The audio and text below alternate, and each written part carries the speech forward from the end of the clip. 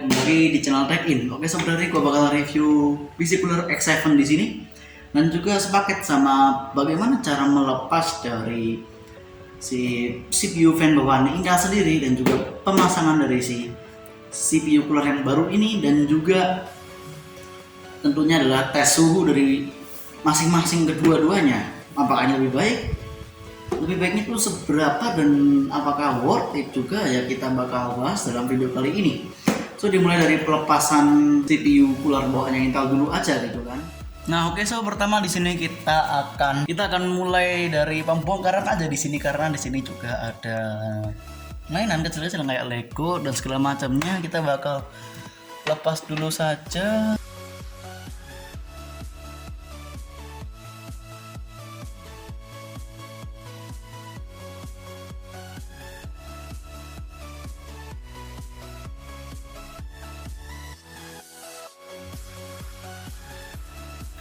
So kita bakal lepas di sini, hati-hati tapi di sini karena udah agak sedikit bermasalah nih ya. Kita perlu perlahan-lahan melepas, kalau enggak ntar jalan ininya dia jatuh. No, oke. Nah, ini soalnya karet-karet pelindung ini udah pada lepas-lepas. Nah, ya nggak tahu bagaimana, tapi juga ya nggak apa-apa lah, yang penting masih aman gitu kan, yang penting. Oke. Nah, setelah kita buka di sini, bentar, ini agak ribet dikit ya.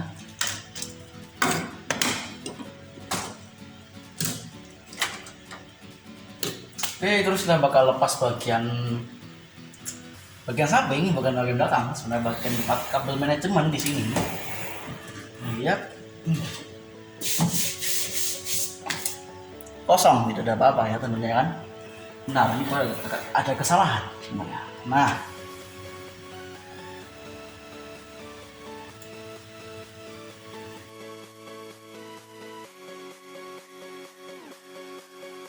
oke, sebenarnya tidak perlu dilepas dulu sebenarnya, karena untuk menjaga nanti kakak bisa ditidurkan, kita bakal lepas aja satu aja gini kan, buat jagaan, nggak usah terlalu kenceng dah, biar kakak lepas gitu, karena kita akan tidurkan ini PC biar bisa dilepas.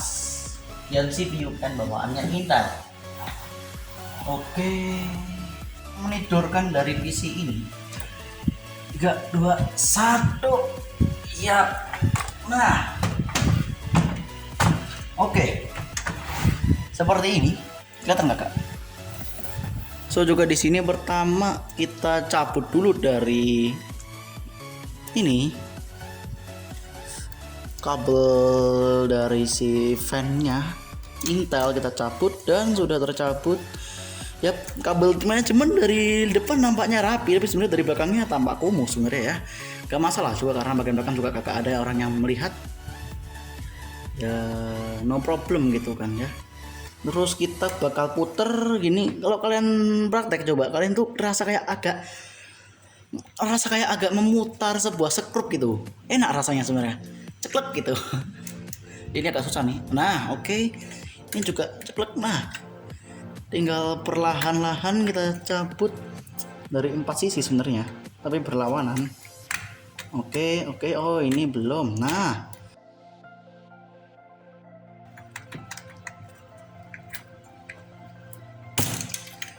oke. Dan di sini sudah kelepas dari si CPU cooler bawaannya Intel. Dan so kita bakal bersih-bersih tuh thermal paste-nya itu nempel di prosesor. Dan kita bersihkan dulu dari thermal paste bawaannya menggunakan tisu basah, ya tahu tisu basah seperti biasanya lah. Kalau AMD agak beresiko, karena dia beresikonya misalnya bisa ikut kecabut juga dari si prosesor. Kalau Intel di sini dia aman aja sih. Ya, tisu basah mitu biasa, kalian tahu lah tisu basah mitu. Yang bisa buat anak bayi itu loh. Oke, sudah bersih. Ini baru yang agak sedikit PR buat saya sendiri, karena saya di sini mengerjakan 1 orang. Kalau kalian 2 orang dan sebelum pemasangan casing mungkin agak gampang, tapi karena saya di sini sendirian dan juga setelah casing dipasangkan agak sedikit PR sebenarnya buat saya. Tapi ya no problem lah, kita bakal coba. yaitu pemasangan bracketnya. Di sini agak PR buat saya sendiri. Oke, di sini kita baru akan berdirikan lagi. Lalu sini akan melepas dari si bagian, bukan back panel sih, lebih tepatnya kayak samping, penutup samping gitu kan istilahnya. Ya kalau itu ada kabel-kabel kumuh ya nggak apa-apa gitu kan, tadi kabel dari tempelan back panel ya, setidaknya kita bakal lepas lagi di sini bagian penutup samping. Dan iya, seperti gua bilang, dari depan kabel manajemen tampak rapi dan bagian dari samping itu kelihatan kumuh. Sebenarnya udah rapi juga sih, agak lebih rapi setidaknya. Oke, so di mana? Oke, gua lupa. Dan di sini kita akan mulai dari unboxing dulu aja, gua sampai kelupaan untuk unboxing ya. Dari si PC Cooler X7 di sini. Oke.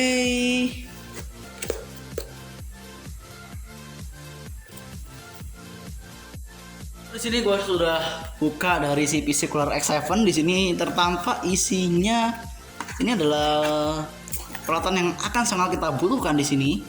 Dan terus di sini ya, ini packingnya lumayan karena ada gabus yang lumayan tebal. Di sini kita bakal keluarkan saja. Nah, lebih enak keluarkannya lewat posisi terbalik tentunya. Dan di dalam kardus di sini kalian bisa lihat sudah kosong, nggak ada apa-apa. Oke, di sini ya nih yang gua suka karena dia sudah 6 pipa. Kalian bisa hitung 1, 2, 3, 4, 5, 6 pipa. Ini lebih dingin daripada 4 pipa biasa. Dan kita bakal lepas lagi aja nih kabusnya dan kita masukin lagi.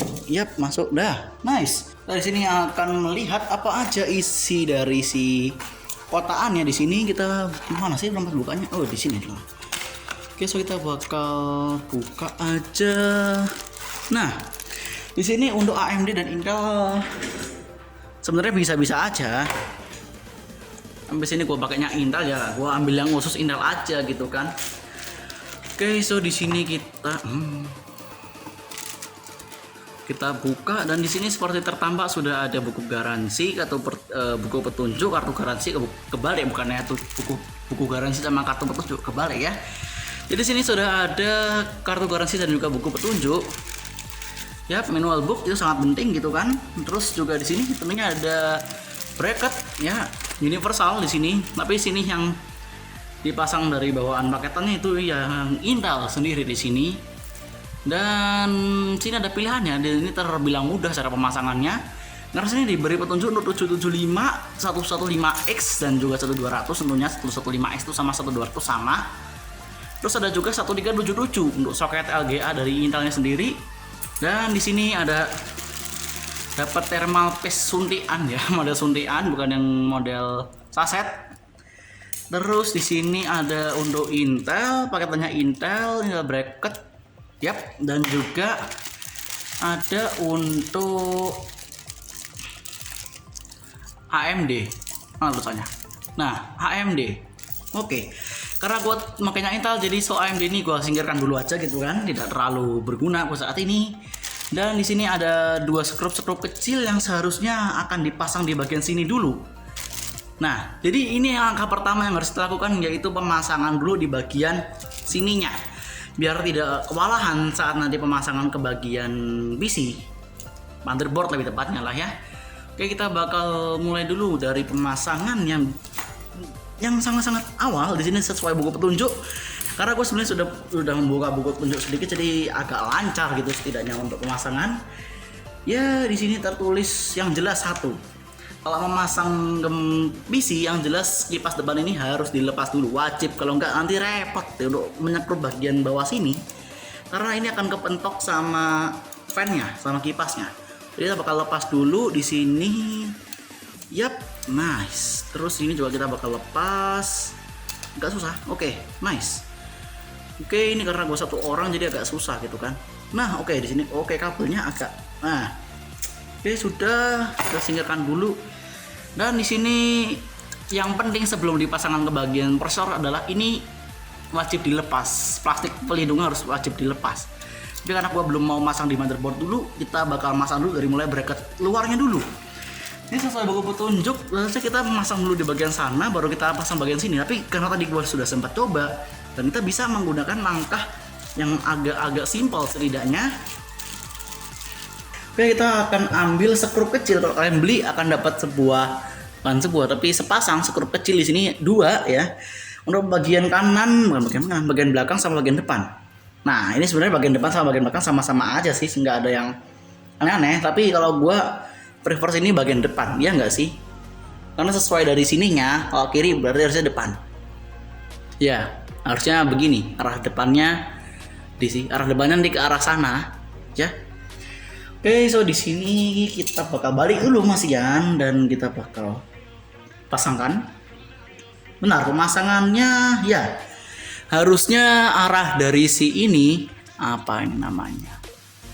Pokoknya bracketnya ini kalau kita balik pas di motherboard dia tuh ngarahnya ngunci ke bagian bawah.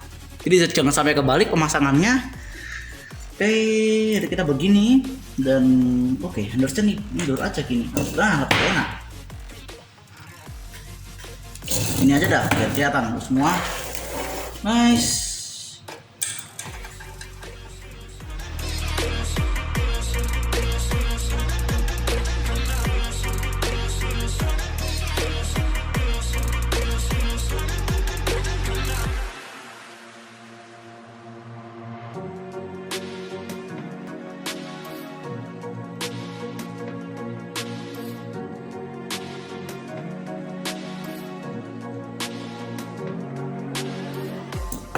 Nah, akhirnya kenceng juga setelah agak lama perjuangan dan masih satu lagi tentunya.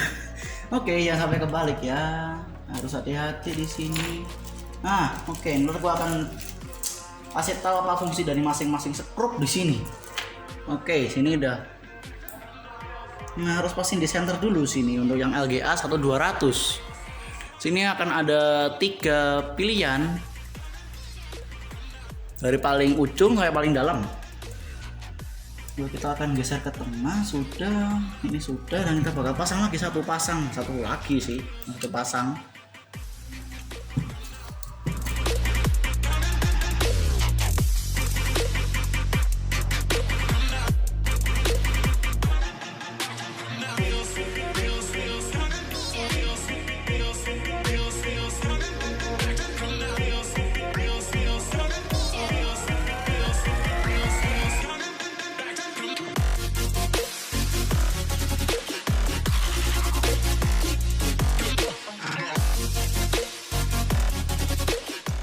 Nah, jadi di sini gue sudah pasangkan si PC Cooler X7 di sini ke dalam PC gue dan sudah gue tata-tata gue rapikan. Ya, gue belum sempat menunjukkan proses pemasangan, tapi seharusnya kurang lebih sama karena kita hanya perlu membaut di bagian bracket yang nempel di bagian motherboard sama bracket bagian HSF-nya.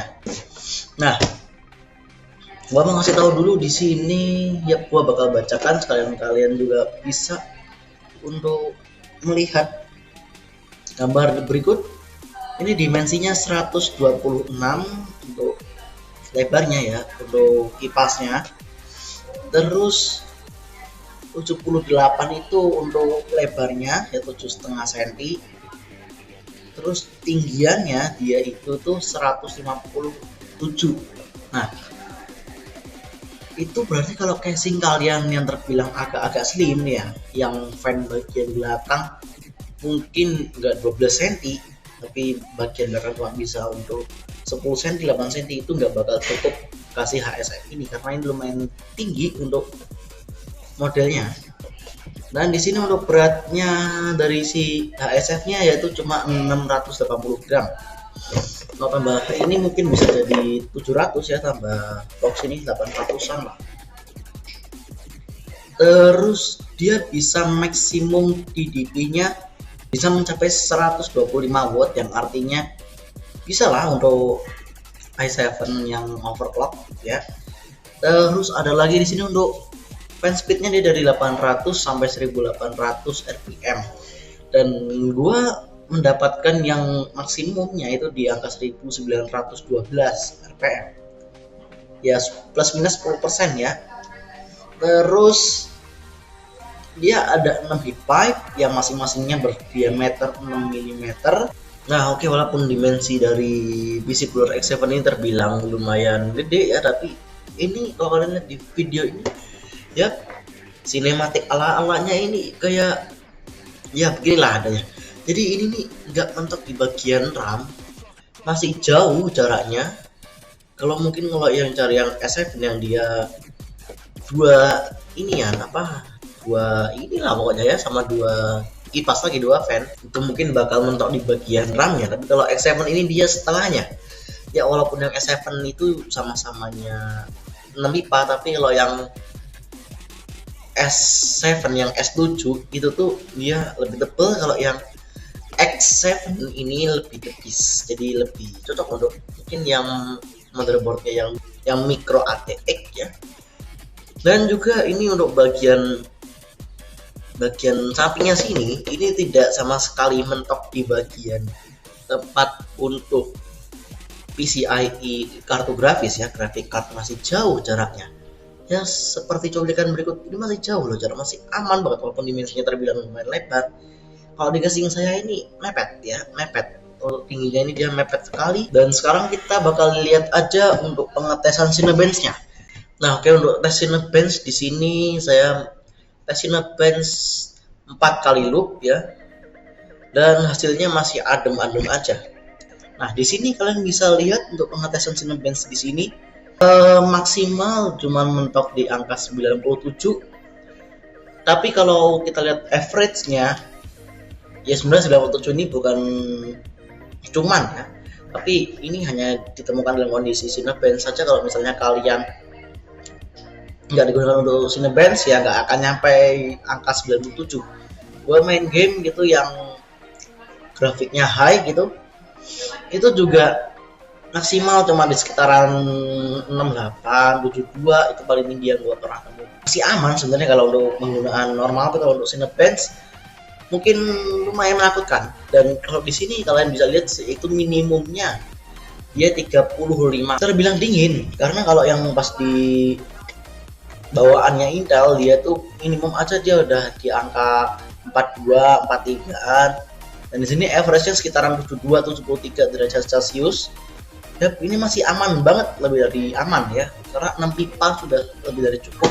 Jadi sekarang di sini adalah video untuk review dari si HSF PC Cooler X7 di sini.